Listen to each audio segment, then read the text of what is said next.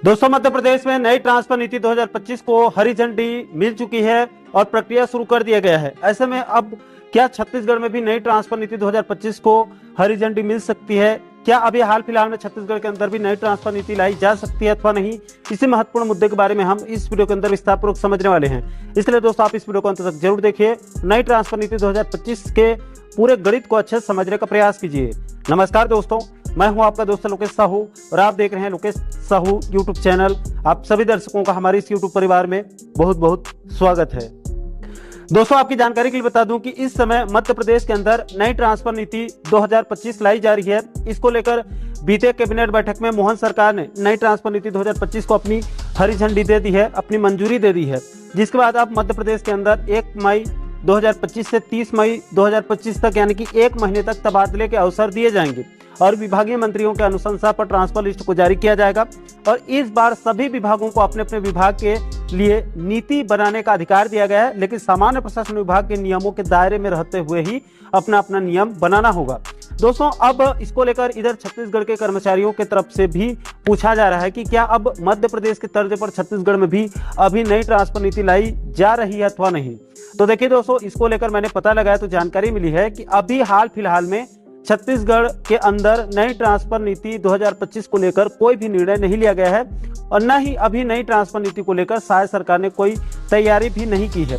इसको लेकर मैंने 2 दिन पहले ही छत्तीसगढ़ कर्मचारी अधिकारी फेडरेशन के प्रांतीय संयोजक कमल वर्मा जी से भी बात किया, तो उन्होंने भी कंफर्म करते हुए बताया कि अभी हाल फिलहाल में छत्तीसगढ़ में नई ट्रांसफर नीति को लेकर कोई भी संकेत नहीं मिल रहे हैं। इसको लेकर वर्मा जी ने यह भी बताया कि मध्य प्रदेश की तर्ज पर छत्तीसगढ़ में भी नई ट्रांसफर नीति 2025 लाने के मांग को लेकर फेडरेशन के प्रतिनिधि मंडल के द्वारा बहुत जल्द सीएम और सीएस से मुलाकात करके नई ट्रांसफर नीति लाने के लिए मांग किया जाएगा। हालांकि दोस्तों, कुछ जानकारियों की तरफ से यह भी दावा किया जा रहा है कि शायद सरकार के द्वारा आने वाले समय में इसी 2025 में ही नई ट्रांसफर नीति 2025 को हरी झंडी दी जा सकती है। और इसके 2 ठोस कारण भी हैं। पहला तो शायद सरकार से जुड़ी लोगों को ट्रांसफर के माध्यम से मोटी कमाई करनी है और सभी सरकारें ट्रांसफर नीति से मोटी कमाई करने का काम करते हैं। इसके अलावा इसी 2025 में आने वाले दिनों में छत्तीसगढ़ में नई ट्रांसफर नीति आने का दूसरा सबसे बड़ा कारण यह है कि चूंकि मध्य प्रदेश और छत्तीसगढ़ में 2022 में आखिरी बार नई ट्रांसफर नीति लाई गई थी। इसको लेकर मध्य प्रदेश सामान्य प्रशासन विभाग ने 16 सितंबर 2022 को नई ट्रांसफर नीति के संबंध में आदेश जारी किया था, जिसके मुताबिक मध्य प्रदेश के अंदर राज्य और जिला स्तर पर अधिकारियों और कर्मचारियों को 17 सितंबर 2022 से 5 अक्टूबर 2022 तक ट्रांसफर कराने का मौका दिया गया था उस समय।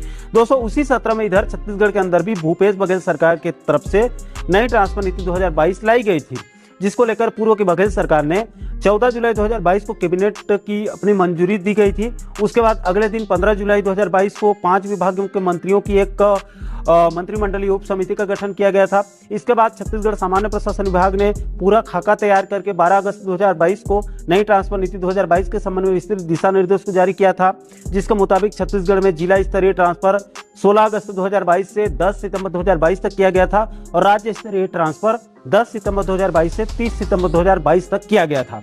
इसके बाद छत्तीसगढ़ और मध्य प्रदेश में नई ट्रांसफर नीति पर बैन जो है वो इसके बाद से बैन लगा दिया गया है। इसके बाद नई सरकार गठन के बाद फिर से मध्य प्रदेश में नई ट्रांसफर नीति 2025 को शुरू कर दिया गया है, जिसको देखते हुए छत्तीसगढ़ में भी नई ट्रांसफर नीति 2025 की उम्मीदें जाग चुकी है। लेकिन अभी हाल फिलहाल में छत्तीसगढ़ से नई ट्रांसफर नीति को लेकर कोई भी निर्णय नहीं लिया गया है। हालांकि दोस्तों, आपकी जानकारी के लिए यह भी बता दूं कि अगर किसी कर्मचारी को ट्रांसफर करवाना बहुत जरूरी है तो वो मुख्यमंत्री के अनुमोदन से समन्वय से ट्रांसफर करवा सकता है, क्योंकि आचार संहिता को छोड़कर पूरे साल भर समन्वय से ट्रांसफर संभव है। लेकिन उसमें बहुत कम लोगों का ट्रांसफर हो पाता है, जिनका ऊपर तक पहुंच होता है उन्हीं का।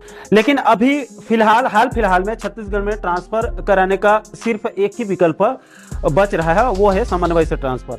तो दोस्तों, अंत में फिर से स्पष्ट कर दूं कि मध्य प्रदेश में नई ट्रांसफर नीति 2025 को हरी झंडी लग चुकी है और लेकिन अभी छत्तीसगढ़ में नई ट्रांसफर नीति को लेकर अभी हाल फिलहाल में कोई उम्मीद नहीं दिख रही है।